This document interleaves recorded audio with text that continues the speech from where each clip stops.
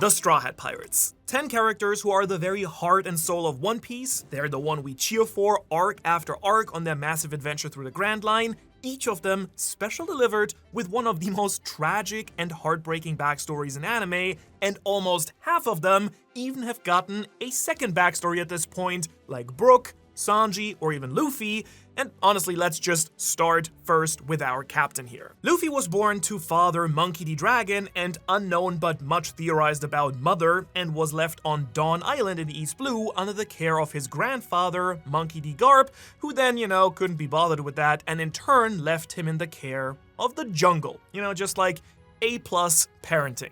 Then at age 6, Luffy befriended Shanks, his greatest inspiration in the world, and started hanging out at a bar way more than a regular kid probably should, and he begged for Shanks to take him to sea as part of his pirate crew, but all he got out of it was a devil fruit and a cool straw hat that he promised to return to Shanks once he became a great pirate. Later, Garp decided that his rubber grandson needed a little bit of a better role model and left him in the care of his true mom, the mountain bandit Curly Dadan. Under Dadan's care, he met his adoptive brother and hottest One Piece character, Portgas the Ace, and Luffy would try to follow Ace around every single day and eventually found him hanging out with Sabo just after they'd robbed a pirate crew. Now, one of that pirate crew's members, Porchimi, grabbed Luffy and used some very persuasive interrogation tactics to beat the location of their money out of him. However, Monkey D. Luffy ain't no snitch, not even as a kid, and kept his mouth shut and was rescued by Ace and Sabo. And from then on, the trio became really tight, adventuring all across the Goa Kingdom and eventually sharing sake cups to become sworn brothers and declaring their dreams to become great pirates one day. Then came the tragedy of the Grey Terminal, where the Blue Gem pirates set the trash heap ablaze along with all the people who live there in front of the city where all the nobles live. Meanwhile, Sabo was seemingly killed by a world noble while trying to escape to sea. Fast forwards a couple of years, and Ace finally set sail at the age of 17, a little bit ahead of Luffy, and then 3 years later, Luffy himself followed suit, punching out the Lord of the Coast on his way to sea, where he'd soon meet Roronoa Zoro.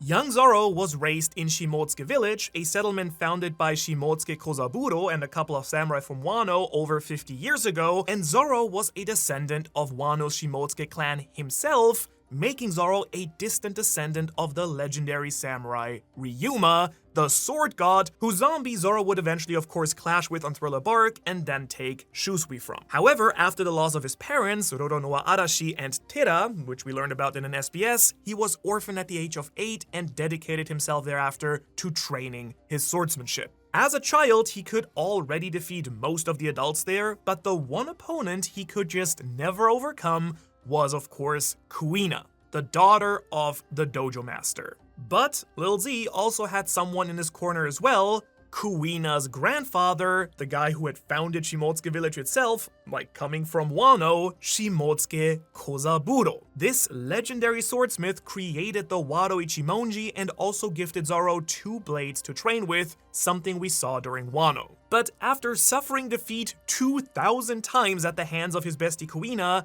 their friendship truly blossomed. The two shared their mutual dream to become the greatest swordsman in the world.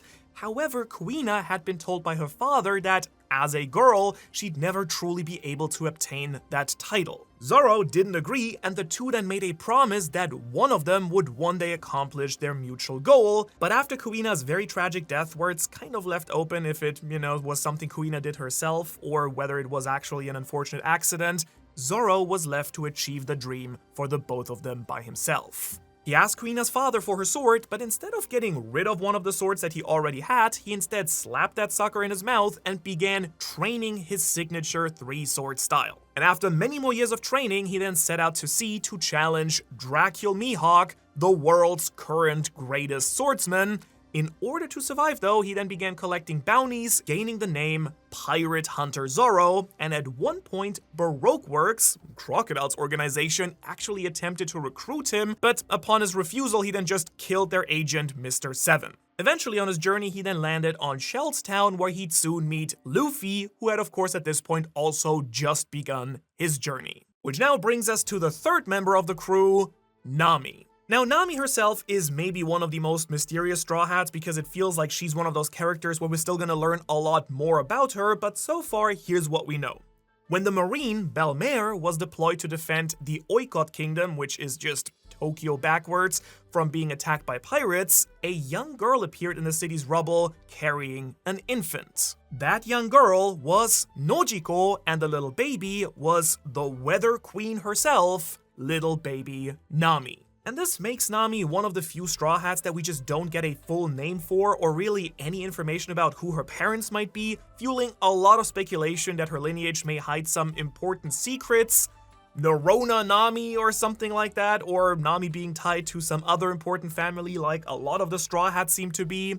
Either way though, from there, Belmer adopted the two girls and raised Nojiko and Nami in Kokoyashi Village. Here, Nami took an interest in navigation from a really young age, having an incredible talent for drawing maps, dreaming of drawing a map of the entire world, and someday eating something besides just oranges. Joke's on her though, because I already did this last year. Sorry, not sorry, but there is a complete map as far as we know of the One Piece world right now. It's in the description if you guys want to check it out, or you can see it here. Pretty cool that we worked on with the art team. Anyways, tragedy then struck when the Arlong Pirates invaded the Konomi Islands, which is the group of islands that Kokoyashi Village is a part of, demanding payment from the residents of Kokoyashi Village in exchange for their own lives. Belmer only had enough money to pay for her daughters and was thus promptly killed by Arlong. However, recognizing Nami's talents for mapmaking, Arlong then kidnapped her and forced her onto his crew, making a deal that she could free her village for the price of 100 million berries, which ironically is a lot less than a third of her current bounty of 366 million that she has in the story right now. For the next 8 years, Nami was then forced to draw maps for Arlong and steal treasure as she slowly started accumulating the amount that she needed to save her village. Also, in the process, deciding to play the villain so that, the people of the village would be safe from Arlong, but they kind of knew that she was on their side all along. And it was on one of these treasure hunts that she crossed paths finally with Luffy and Zoro at Orange Town. And after one of the most tragic conversations ever written in fiction, I would argue, Luffy would eventually defeat Arlong and finally set Nami free. Which brings us to the next island, Syrup Village, and Usopp. Now, weirdly enough, Usopp is arguably somehow one of the biggest Nepo babies on the entire crew, being the son of Yasopp, the sniper of the Red Hair Pirates, and member and, I guess, commander of an Emperor crew. We still don't really have Yasopp's full story and why this random guy from the East Blue became such a legendary sniper, so there might be more to the story, but he doesn't get away pretty well in the version that we know so far, because Usopp's dad left his son and wife, Benchina, behind in Syrup Village to join Shanks' crew. Despite that though, the young Usopp idolized his own father, who he saw as a brave warrior of the sea. After his mother then grew very ill, instead of running a paper route like a good kid and trying to help his mom, Usopp began a routine of running through the village, yelling that pirates were coming. Of course, his heart was in the right place, he just didn't really know how to deal with his father leaving and his mother dying, but after Benchina passed, he then continued his daily announcement that pirates were coming, holding on to hope that one day it would come true, of course hoping that his father would actually return and save him and his mom. He also made up some extravagant tales of his fake adventures as Captain Usopp to entertain Kaya, a wealthy young girl that he'd befriended while she was very sick and bedridden. A little later, 3 children from Syrup Village began looking up to Usopp as their captain, calling themselves the Usopp Pirates, and their crew would prove instrumental in saving the island at some point though, once pirates actually did show up in Syrup Village, led by Captain Kuro, who was undercover at Kaya's mansion for 2 years. But lucky for Usopp, Luffy and the other 2 we just talked about had just arrived in time to fight against the Black Hat Pirates. Which means that next up is none other than Sanji. Vinsmoke Sanji was born a prince of the Germa Kingdom in the North Blue. Sanji and his siblings, Reiju, Ichiji, Niji, and Yonji, were all subjects of genetic experiments by their father, Vinsmoke Judge, who was once part of a science group called Mats that also included Vegapunk and Queen and Caesar the Clown. But, like any good caring mother, Sora did not actually want her children to be emotionless weapons of war and mass destruction, and took secretly a drug to try and negate these effects. And so while Sanji's brothers were born with superhuman enhancements and devoid of any emotion, Sanji grew up as a normal human. However, because of all the experimentation, Sora's own health had been compromised, but while she was sick, Sanji decided once to cook a meal for her, and even though it was ruined on the way to her, she showed so much appreciation for his food that it sparked this lifelong interest in cooking and pleasing other people with food. After his mother's demise, Sanji was frequently the victim of cruel bullying by his brothers, with only really Reiju showing him occasional sympathy. Seeing him as a real failure because he wasn't this emotionless super soldier, Judge hid Sanji away, imprisoned in an iron mask. While in prison though, he learned about the legendary sea, the All Blue, from a book, a mythical ocean combining the waters of all the world's ocean together, with all the fish around the entire globe living in one place. At some point, he told Reiju in secret that he wanted to run away and become a chef, and she actually helped him escape captivity. His father, Judge, actually allowed him to escape too, on the condition that he would never ever reveal the truth about his family, and so Sanji decided, very easily probably for him, to renounce his title as Prince and all ties to the Windsmoke name, fleeing aboard of a cruise ship. There, after working for 2 years on the Orbit, the ship was attacked by pirates just as a storm struck and sank the entire ship with it. Sanji, though, was rescued by the pirates' captain, Redleg Zeff. Together, they ended up being washed up on a rock at sea where they were stranded for months with next to no food. Unbeknownst to Sanji though, Zeff had given him already all of their rations, keeping only treasure for himself and surviving by cutting off and eating his own leg. Bon appetit, I hope you're not eating right now. Zeff then shared his own dream of opening a restaurant on the sea to help people who lacked food while sailing, and after the two were finally rescued, like a miracle, they actually ended up opening the floating restaurant Baratier in the East Blue. Sanji here very quickly increased his own cooking skills while also developing a kicking-based style of martial arts due to Zeff's guidance that his hands should never be used for fighting, only for cooking. Oh, and he also started smoking mad cigarettes for some reason, like so many do. And years later, Sanji would then meet Luffy on the Baratier and finally set sail in order to achieve his dream of finding the legendary All Blue. And on their way there, they were meeting a very weird fellow, their tiny Dr. Reindeer, Tony Chopper. Chopper here was born on Drum Island. As a blue-nosed reindeer, he was outcast from his herd. At age 9, he then found and ate the Hito no Mi, turning him into a human reindeer hybrid and even more of an outcast than he already was. Not being welcome with the reindeers and trying to get close to humans, he got beat up and shot at real badly, and a young Chopper was thus rescued by Dr. Herolook, becoming his apprentice. Chopper then started dreaming of becoming a doctor who could cure any disease and came to see the Jolly Roger as a symbol of hope. It's kind of unclear where Herolook actually fell in love with the pirate symbol. He does look oddly similar to Cloud D. Clover, the professor, from Robin's backstory. We'll be there in just a moment, who actually has like a similar shape of hairstyle, so they might be related, and it does feel like Herolook was a pirate at some point, same as Kureha, but we still just don't know where or when that actually happens. A little bit later on, Herolook's own health suddenly started to fail. The doctor kicked Chopper out, not wanting his adopted son to see him die,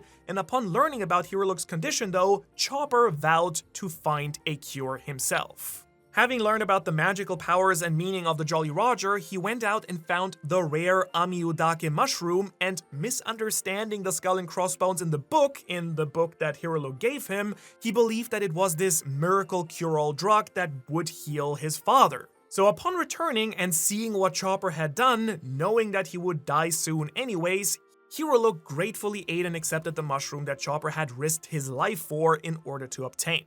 As a result, Herolook died that very day, but not before giving one of One Piece's all-time best speeches, standing up to tyranny and Walpole. After Dr. Correa then revealed to Chopper the truth of the mushroom, Chopper was beside himself with grief, being responsible for his father's death. He begged Correa to teach him, and finally, the Doctorine actually took him in. A couple of years later, the Blackbeard Pirates invaded Drum Island, causing Walpole to flee the country. We still don't know what Blackbeard actually wanted there. Like, it might be that he was actually looking for Chopper's fruit, seeing that Chopper's fruit seems to be somewhat special, but we still don't know. In Walpole's absence, though, Dr. Correa and Chopper together took up residence in his abandoned castle, and soon after, the Straw Hats would land on the island seeking medical treatment for the sick Nami. Which means that next we can move on to, like, brother / maybe cousin or something of Dr. Hero Look, Cloudy Clover, and the Straw Hat associated with him, Nico Robin. Nico Robin was born on the island of Ohara to her mother Olvia and an unknown father. A lot of speculation about who Robin's father might be, whether it was Roger maybe, or even Dragon. There's a lot of cool options, and there's no doubt that once Oda reveals who Robin's father is, it's gonna be someone important. Either way, when she was 2 years old, her mother set out to discover the true history of the world, hunting the poneglyphs, leaving Robin to be raised by her aunt and uncle, who kind of like basically Cinderella'd her, forcing her to do all the chores and calling her a freak because of her devil fruit powers. However, she found her community amongst the scholars of the island in the library of Ohara. Robin declared that she wanted to uncover the true history, just like her mother, and Clover actually ended up forbidding this due to the danger of studying the Void Century and the world government really not liking it when you do that. But Robin had already taught herself to read the poneglyphs by watching the other scholars. Everything changed, of course, though, when she discovered a giant washed up on the beach of the island, the former Marine Jaguar de Sol. By the way, it's kind of unclear why the English went with Jaguar de Sol when the Japanese original is just Hagua de Sol, so it would be Jaguar or something like, I don't know, they chose Jaguar for some reason, maybe that word didn't make sense to them. Either way, Sol was on his way to warn Ohara that the world government was on its way to destroy the entire island, but it was already too late. They had arrived. Meanwhile, Olvia had also arrived on the island to warn the scholars, but they chose to actually stay and guard the Tree of Knowledge and all the books and resources within it. A little later, the CP9 agents arrived and sentenced the scholars to death by Buster Call. Clover began to reveal the true history and the name of the ancient kingdom, but was shot before he could reveal the truth on order of the Gorosei, who kind of look a little bit pained in the panel at having to kill Clover. Like, it doesn't look like they really wanted to do it, but knowing that there are these yokai monsters at the service of Imu, very confusing if there is some kernel of good in them or not. Still something we'll have to wait and see. At this point, Robin then had a very brief reunion and very touching moment with her mother, who urged her to live on.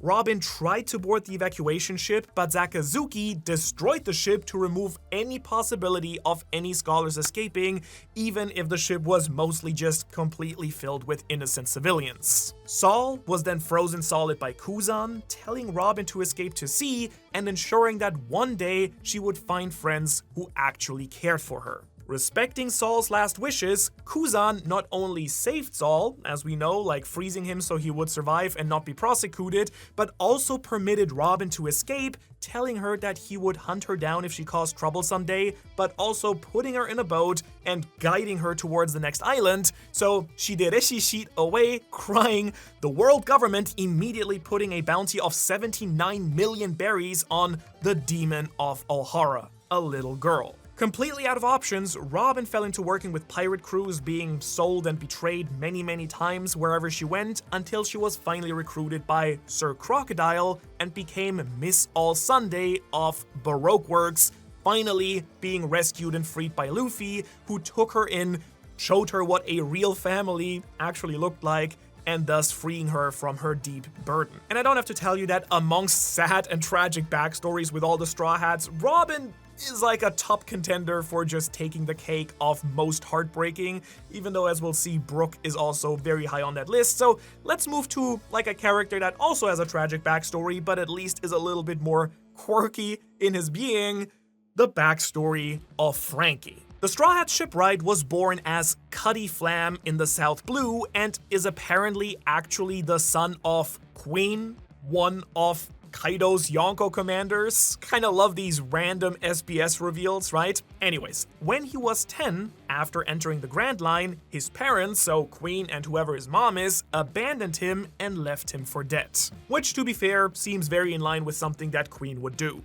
So Cutty Flam washed ashore on Scrap Island, where he built a cannon out of spare parts, and seeing his skill for craftsmanship, Tom, the fishman, took him in as an apprentice in Tom's workers. His fellow apprentice Iceberg gave him then the nickname Franky. And the budding shipwright spent most of his time building battle Frankies, specialized warships intended to hunt sea kings. The Rumbar Pirates actually visited Tom around this time during their final voyage, and Odin actually tried to recruit Franky to join Roger's crew, which he declined. 2 years later, Tom was then placed under arrest by the government for the crime of building Goldie Roger's ship, the Oro Jackson. However, the government then made a deal that Tom would be absolved of his crimes if instead he actually constructed the Sea Train, a project he'd been working on in secret. This would allow travel across the sea on a fixed path without the need for ships on a regular schedule. Something that would be very valuable to both the citizens of, anyone living around Water 7 and anything connected by the Sea Train, but also, of course, to the government itself. And after its completion, Spandam then used the battle Frankies to attack Water 7 and framed it on Tom's workers. Tom then was sentenced to death. Franky then attempted to stand on the tracks and stop them from taking him, trying to stop the Sea Train, and was of course overrun and gravely injured in the process. But finding an abandoned ship, Franky rebuilt himself with spare parts, which is kind of insane. Like, he at least had the technology. So Franky somehow survived this as a Kohler-powered cyborg, and knowing that the government was most likely after the blueprints for the ancient weapon Pluton, Iceberg gave them to Franky for safekeeping instead, which Franky stored inside of his body. Over time, Franky then became the leader of the Franky family, a group of ship dismantlers. He became Water 7's crime boss with a heart of gold. Meanwhile, he saved up the funds to one day purchase enough atom wood to build his own dream ship, a ship that could sail around the entire world. And a little later, once he had robbed the Straw Hat Pirates of all the gold and money they had gotten on Sky Island, he would finally have enough to do it, only that he probably didn't expect to build that ship and then sail on it as well as part of the crew, sailing it directly into the Florian Triangle and into the backstory of Brook. Brook, the Straw Hat where we have the most recent chunk of insane backstory reveals that maybe you've been waiting for this video. Brook's another Straw Hat with now 2 major backstories. Because as we learned during the climax with Emu on Elbaf, Brook was born 90 years ago, and as a child, he lived in absolute poverty in the musical kingdom of Esperia. This is still kind of unconfirmed, but young Brook looks a lot like young Blackbeard, and so there is like the option that Brook might actually be part of the infamous Davy clan, but this is unconfirmed. Either way, Brook longed to be a musician, but was unable to afford lessons or any quality instruments. Instead, though, he later befriended the Prince Buvin, who took him in and later assigned him as a page to Kendall in the country's battle convoy. Fast forwarding several years here, once Buvin had ascended the throne and made Kendall his queen, Brook became the leader of the battle convoy's raider squad himself. During this time, Brook also became close with Yuvin and Kendall's daughter Shuri, though it later turned out that she was actually the secret daughter of Kendall and a holy knight. And then, tragedy struck, which really seems to be a reoccurring theme in all of these Straw Hat backstories. A mysterious fog started enveloping the kingdom, damaging the musical instruments there and sapping away all the citizens' health. Kendall fell ill and passed away, and without its export of instruments, Esperia's economy kind of collapsed and was unable to pay the heavenly tribute to the world government. As a result, the world government sent soldiers to the island, and during that battle, Brook entered the throne room to find that a Domi Reversied Shuri had killed a Domi Reversied father. Seeing this, Brook fled, but not before the demonified Shuri struck his skull, leaving him with his trademark scar that we now finally know where it comes from.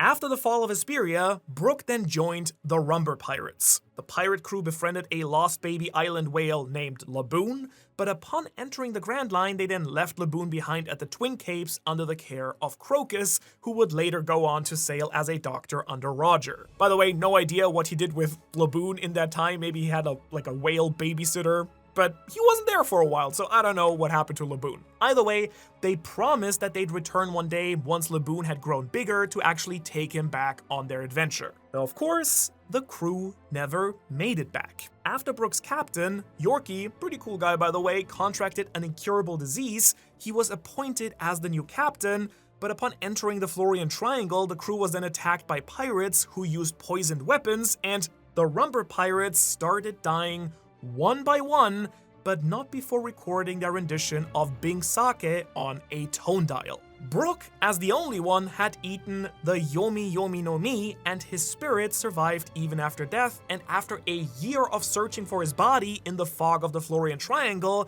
he actually found his way back to his body, which had completely decomposed at this point into a skeleton. And he then spent 50 years alone in this form, experiencing absolute loneliness. Then, about 5 years before the start of the story, he came across Thriller Bark. And upon his exploration of the island, he was captured and had his shadow stolen by the warlord Gecko Moria. He then attempted to fight Ryuma to take his shadow back, but the zombie samurai was way too powerful for him. I mean, come on, you need at least 3 swords to beat a guy like that. So Brook then began 5 years of training in order to challenge Ryuma once again, and one fateful day, he of course encountered the Thousand Sunny, and the rest, as they say, is history, which now brings us to Fishman history and the story of Jinbe. Jinbe, currently the latest official Straw Hat, was born in the Ryugu Kingdom, growing up in the Fishman district alongside Arlong and Fisher Tiger, training in Fishman karate. Fisher Tiger at some point got captured and sold as a slave to the Celestial Dragons. He was able to escape with the help of Shanks, who was up there during his weird, little sequence as a Holy Knight, and then actually managed to flee from the Holy Land, at some point coming back, attacking the Holy Land again to come and free the remaining slaves of the Fishmen. And once that happened, Jinbe actually resigned from the Neptune army and joined the Sun Pirates instead. They started traveling the seas, fighting countless battles against the Marines as they freed as many slaves as possible, and he constantly butted heads with Arlong, who opted for Fisher Tiger's more brutal and ruthless approach, while Jinbe more emulated Fisher Tiger's side and desire to not stoop to the level of the humans. They kind of embodied the best and worst of their captain. After Fisher Tiger's death, after refusing to take any blood donations from a human, Jinbe became the new captain of the Sun Pirates. He gained a bounty of 250 million berries before then being invited to become one of the 7 warlords of the sea. Upon accepting the government's offer trying to protect the fishmen, Arlong was then freed from Impel Down. Arlong absolutely resented Jinbe's leadership of the Sun Pirates and declared that he would once again lead the Arlong Pirates in the true sense of Fisher Tiger. The two of them fought, and Jinbe beat Arlong severely. So Arlong then left to build up his strength in the East Blue, which leads us to Nami's flashback, right? Making Jinbe indirectly responsible for all the tragedy in Nami's life, which kind of led to the weird and very beautiful interaction they have on Fishman Island, where Nami kind of learns that a lot of misery inflicted on the fishmen led to all the misery inflicted by the fishmen on her people. It's this very beautiful moment that comes out of it. And then 2 years before the series began, Jinbe befriended Luffy's big bro, Portgas D. Ace. And when Ace was captured by Blackbeard and sentenced to execution, Jinbe was the one warlord who refused the summons to fight against the Whitebeard pirates, leading to him renouncing his warlord status and being imprisoned in Impel Down in the same cell as Ace. And it was here that he heard stories of Ace's brother Luffy, who would soon free him from that very cell. And kind of like every other crew member, Jinbe was won over by Luffy's unmatched charisma and goodness, the power to rally almost anyone to his side, the power of a conqueror. But having a great personality, convincing people to fight for you, taming animals, this is really only just the beginning of what Conqueror's Haki can truly achieve, and while many consider it the most powerful ability in all of One Piece, including someone like Kaido, so if you're curious what actually Conqueror's Haki can truly do all of its forms, you should check out this video right here. Otherwise, thanks so much for watching, and I will hopefully see you in the next video.